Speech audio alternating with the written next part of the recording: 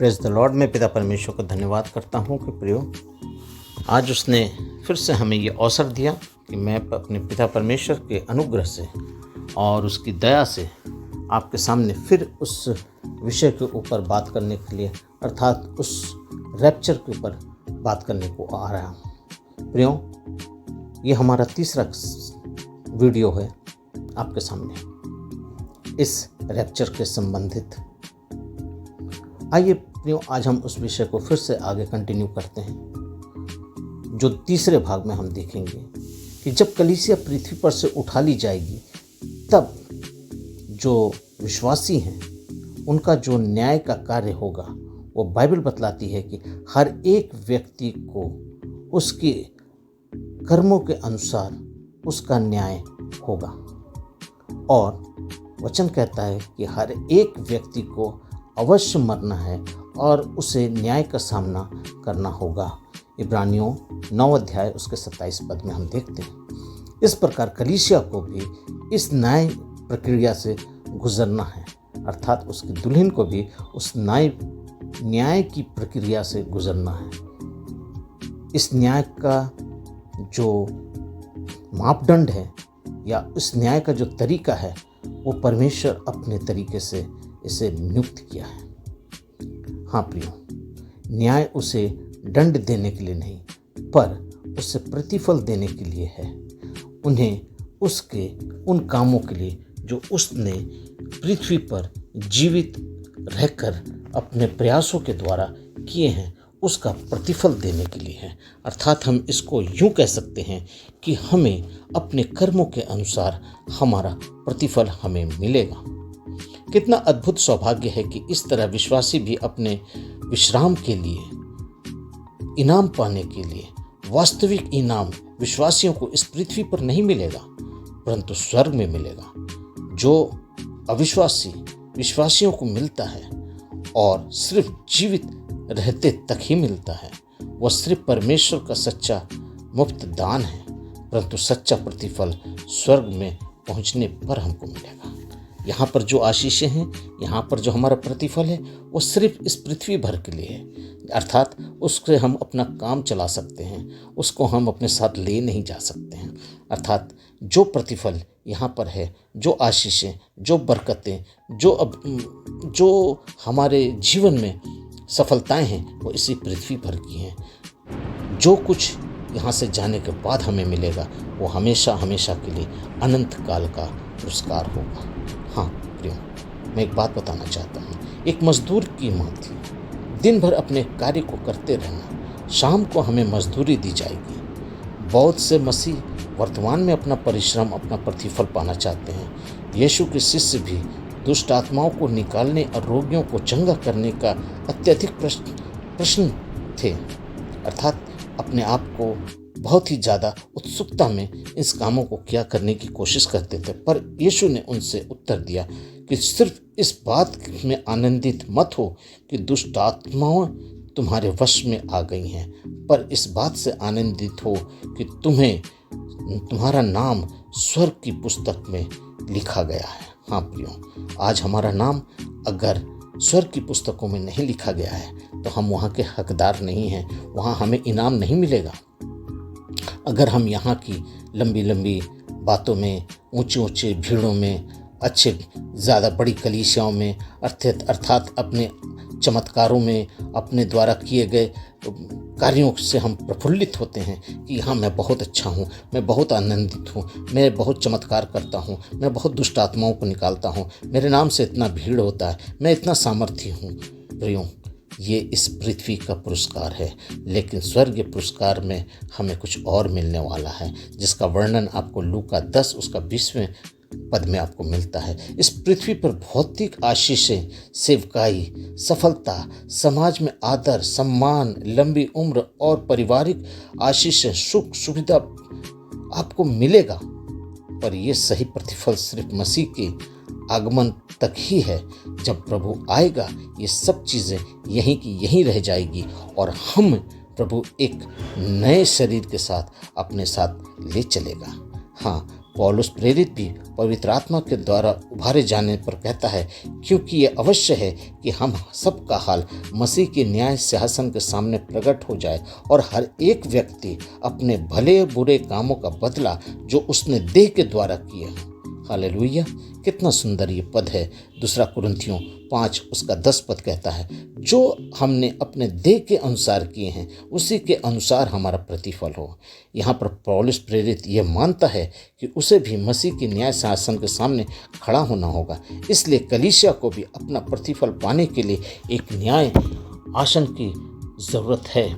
हाँ प्रियो, जब हम इस बात पर गौर करते हैं हमारे न्याय के बारे में, जब हमारा न्याय वहाँ होने वाला है, तो याद रखिए मैं यहाँ पर 4 चीज़ों के ऊपर आपका ध्यान आकर्षित करना चाहता हूँ। पहला है वो न्यायाधीश कौन होगा, वो समय और स्थान क्या होगा, वो न्याय क्या होगा और उसका प्रतिफल क्या होगा। हालेलुया। आइए मैं उस विषय पर आता हूँ जल्दी से। जो न्यायाधीश है, बाइबल में साफ तौर से कहती है यीशु मसीह हमारा न्यायाधीश होगा। यीशु ने कहा, पिता किसी का न्याय नहीं करता परंतु न्याय करने का काम पुत्र को सौंप दिया है, ताकि सब लोग जैसे पिता का आदर करते हैं वैसे ही पुत्र का भी आदर करें। जो पुत्र का आदर नहीं करता वो पिता का जिसने उसे भेजा है आदर नहीं करता। यूहन्ना 5 उसका 22 और 23 पद।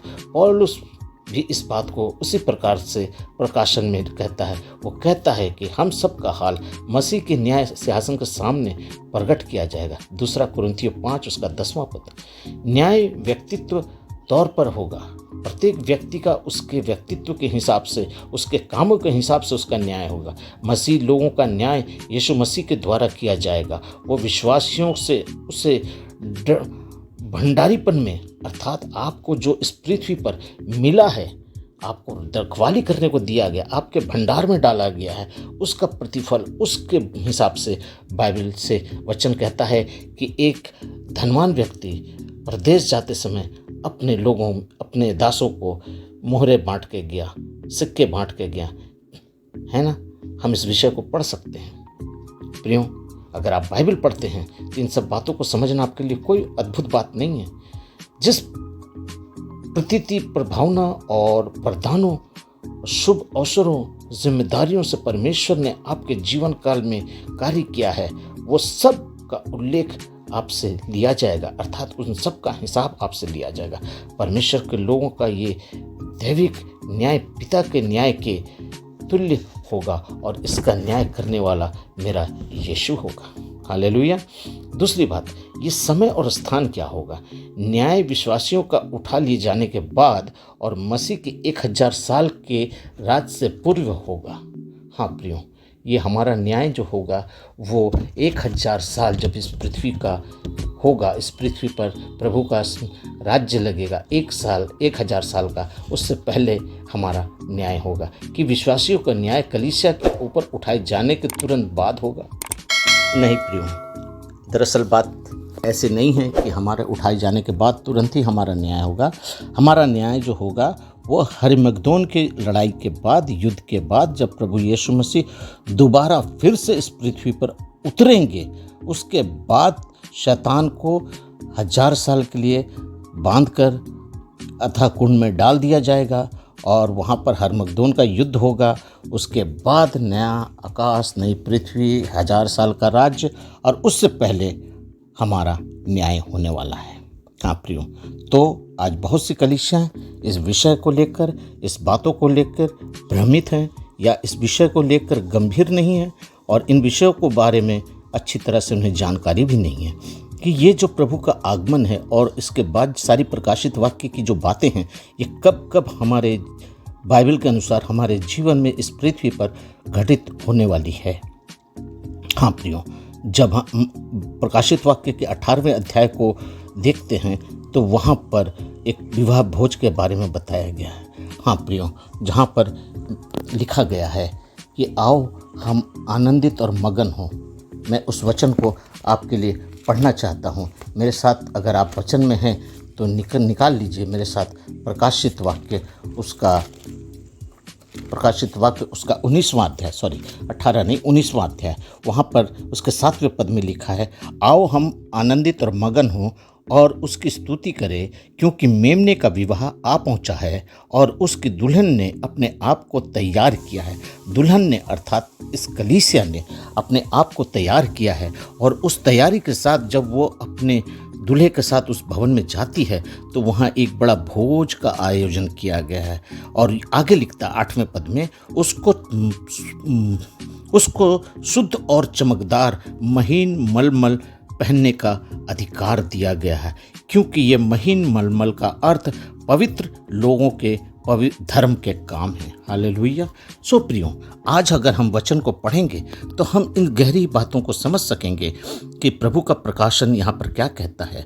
हाँ प्रियो, इसके बाद ही आप इसके 19वें अध्याय के 9 वचन को, 11 वचन को, 20 अध्याय के 1 और से 3 वचन को, इन सारी बातों को जब आप पढ़ेंगे तो वहाँ पर कलीसिया की अपने धार्मिक कार्यों का प्रतिफल आपको वहाँ नजर आता है, जो परमेश्वर के घर में हमें मिलने वाला है। पृथ्वी पर से उठा लिए जाने के बाद तुरंत बाद 7 सालों का दौर जो होगा वो एंटी क्राइस्ट का दौर होगा। उस समय न्याय नहीं होगा, क्योंकि उससे छूटने के बाद बहुत से लोग वहाँ से रक्त गवाह बनने के बाद जब प्रभु की महिमा में प्रवेश करेंगे, उनको भी एक प्रतिफल है। अर्थात इन सब प्रतिफलों के बाद जब प्रभु आएगा, शैतान को बांधेगा, अतः कुंड में डालेगा, उसके बाद हमारा न्याय होगा। इसलिए कोई शक नहीं है कि न्याय का स्वर्ग में सर्वशक्तिमान परमेश्वर के सन्मुख में ही होगा। हाँ, कोई ये ना समझे कि हमने जो काम किए हैं उसका प्रतिफल हमें इस पृथ्वी पर मिलेगा। बहुत से लोगों का ये कहना है, अरे हम जो करते हैं उसका भला बुरा का प्रतिफल तो हमको इस पृथ्वी पर ही मिल जाता है। नो माय डियर, ऐसा कोई भी प्रावधान नहीं है हमारे बाइबल में। बाइबल लिखता है कि हमने जो अपने शरीर के द्वारा किए हैं उसको हमें परमेश्वर के न्याय सिंहासन के सामने हमें बोलना पड़ेगा, उठाना पड़ेगा, करना पड़ेगा।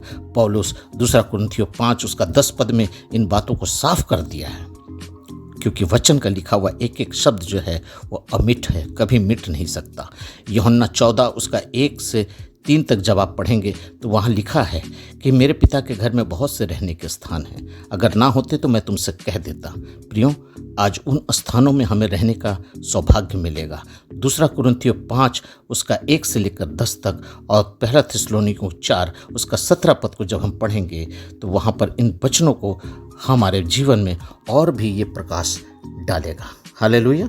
नंबर 3, न्याय के संबंध में मैं आपसे बात करना चाहता हूँ। 1 कुरिन्थियों 3 उसका 10 से 15 में हम देखते हैं कि ये अति महत्वपूर्ण पद है जो न्याय की प्रक्रिया के संबंधित हमें पौलुस प्रेरित बतलाता है कि परमेश्वर के उस अनुग्रह के अनुसार जो मुझे दिया गया है, मैंने बुद्धिमानी से राजमिस्त्री के नाई नींव डाली और कई दूसरे प्रकार का रद्दा रखा, परंतु हर एक मनुष्य चौकस रहे, क्योंकि उस नींव को छोड़ जो पड़ी है वह प्रभु यीशु है और उसके सिवा और कोई दूसरी नहीं डाल सकता। अर्थात उसके अलावा और कोई दूसरा नींव नहीं हमारे अंदर होना चाहिए, क्योंकि पहले यीशु मसीह, उसके बाद ही सारी व्यवस्थाएं, सारे डॉक्ट्रिन, सारे सिद्धांत और सारी बातें उनके ऊपर है, क्योंकि वचन ही हमारे जीवन में सबसे महत्वपूर्ण है।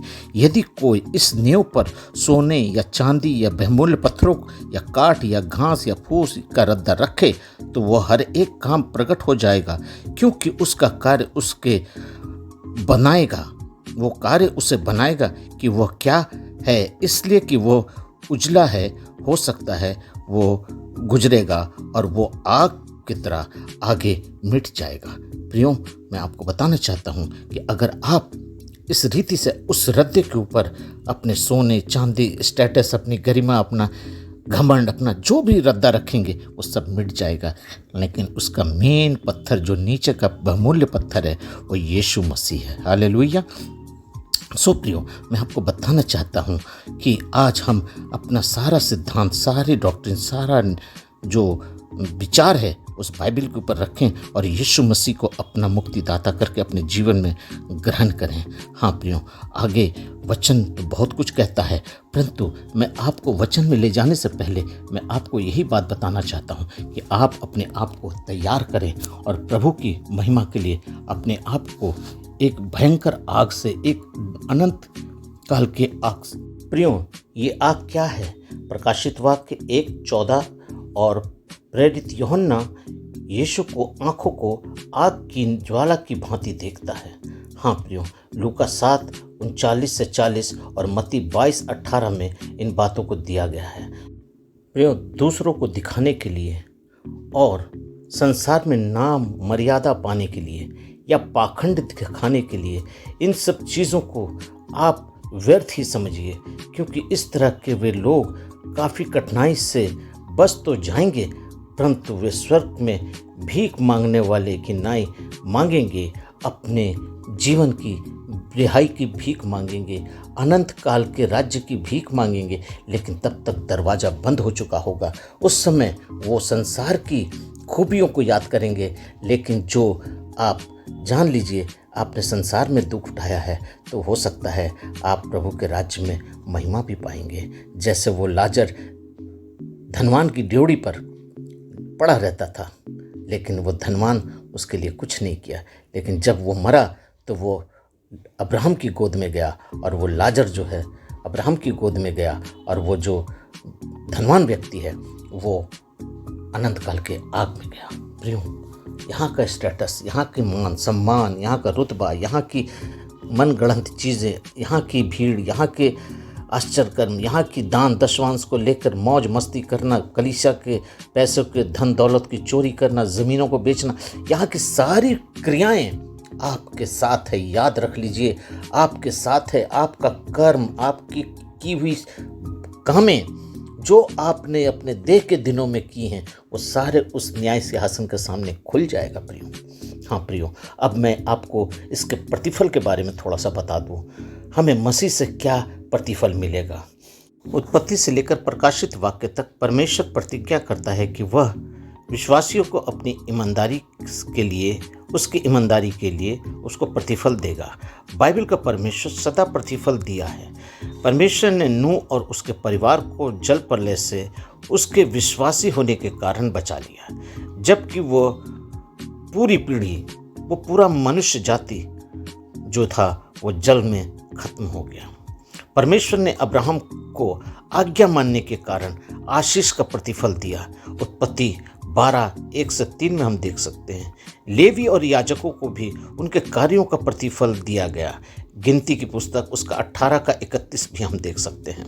जब हम नए नियम को देखते हैं तो वहाँ भी प्रतिफलों की प्रतिज्ञाएं हमें देखने को मिलती है, पर वे ज़्यादातर स्वर्गीय हैं।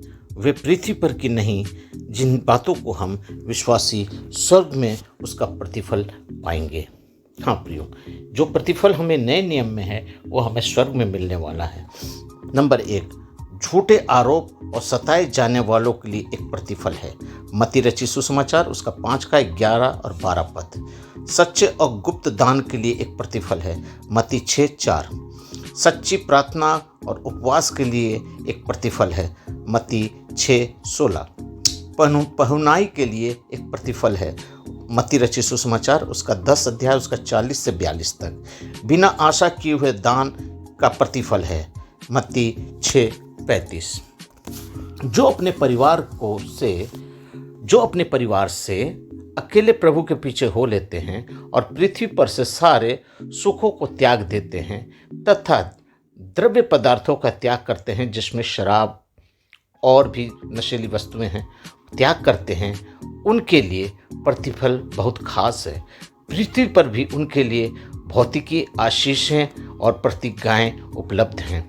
लूका रचित सुसमाचार उसका 18वां अध्याय उसका 29 और 30 पद।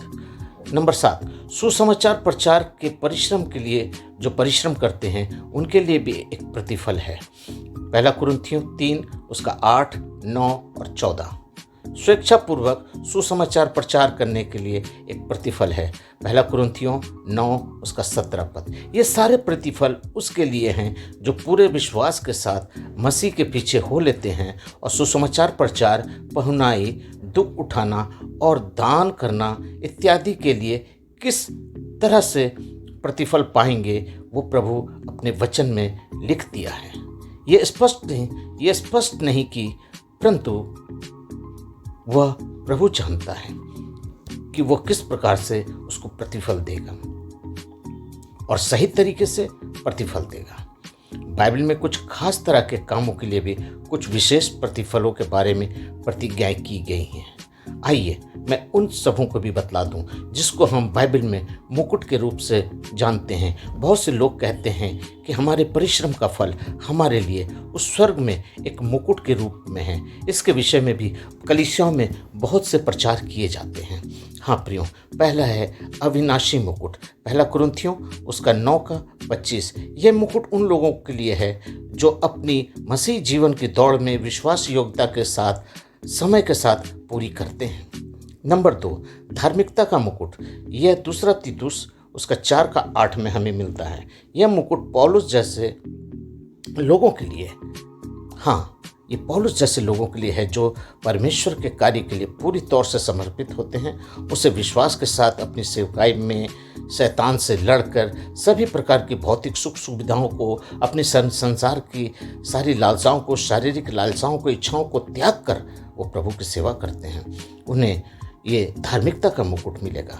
जीवन का मुकुट अर्थात उस जीवन का मुकुट याकूब की पुस्तक उसका 1 का 12 में लिखा है। यह मुकुट उन विश्वासियों के लिए है जो परीक्षाओं से गुजर कर और उन पर जय पाए और वे अपने जीवन तक बलिदान किए गए हों। महिमा का मुकुट 1 पतरस 5:4। यह मुकुट खास तौर के उन पासवानों के लिए है जिन्होंने विश्वास के साथ परमेश्वर की सेवा की और अपनी भेड़ों को अच्छी देखभाल की। अनंत का मुकुट। यह मुकुट 1 थिस्सलुनीकियों उसका 1 का 19 में इसका रेफरेंस है। यह मुकुट पापियों को मसीह के लिए जीतने वाले उन विश्वासियों के लिए अर्थात उन इवेंजलिस्टों के लिए है जो आज बहुत से पापियों को प्रभु में मन फिराकर प्रभु में जोड़ देते हैं। और छठा मुकुट है सोने का मुकुट। प्रकाशित वाक्य 4 का 4। यहाँ पर हम सोने के मुकुट को देख सकते हैं जिसे हम 24 प्राचीनों को धारण किए हुए देखते हैं। हाँ प्रियो, स्वर्ग में वो जगह देखिए जहाँ पर 24 प्राचीन परमेश्वर के सिंहासन के सामने हैं और वे पूरे नए नियम के कलीसिया के प्रतिनिधित्व करते हैं। और यदि ऐसा है तो वह एक विश्वासी के मुकुट को सजाकर रखे हैं। उसका ये प्रतीक है। प्रकाशित वाक्य 4 अध्याय उसका 10वां पद बताता है कि उन 24 प्राणियों को सर्वशक्तिमान परमेश्वर के सामने आराधना और आदर के चिन्ह के रूप में अपने मुकुट को नीचे रख दिया। जो मुकुट वे पहनेंगे वे स्वयं ही महिमा के लिए नहीं परंतु परमेश्वर की महिमा के लिए है। हालेलुया। प्रियो, आज मैं इन विषयों को आपके सामने रखता हूँ और इस बात को मैं और आगे को ले जाने के लिए मैं अगले वीडियो में आपसे फिर बातचीत करूँगा। आप प्रभु में बढ़ते जाएं और प्रभु की महिमा के लिए अपने आप को इस्तेमाल करें। प्रियो, हमें स्वर्ग में एक बड़ा मुकुट मिलना है। हम एक बड़ी आशीष को पाना है, एक पुरस्कार पाना है। हमें इस संसार के पुरस्कारों से, इस संसार के नाम सम्मानों से ज़रूरत नहीं है, लेकिन ये आशा आप रखिए कि जब हम प्रभु के साथ बादलों पर उठाए जाएं और उसकी महिमा में प्रवेश करें तब हमें वहाँ पर एक सम्मान मिले, एक आदर मिले, एक मुकुट मिले और उसके बेटे के विवाह में, भोज में आमंत्रित होकर उसके सिंहासन के सामने हम खड़े हो सकें। प्रभु आप लोगों को बहुत आयत से आशीष करें।